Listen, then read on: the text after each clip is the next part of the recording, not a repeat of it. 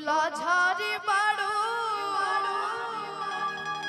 पापा के परी बाड़ू कच कच मारा तरुआ पियर फराक वाली। अच्छा क्यों पियर फराक पहन के आइल बा तो उनका के सॉरी दीदी चाची चाहे जे भी होखम हमरा तरफ से माफी बा।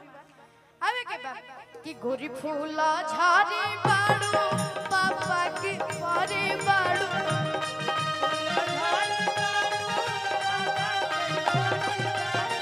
गोरी फूला झाड़ी बाड़ू पापा की परी बाड़ू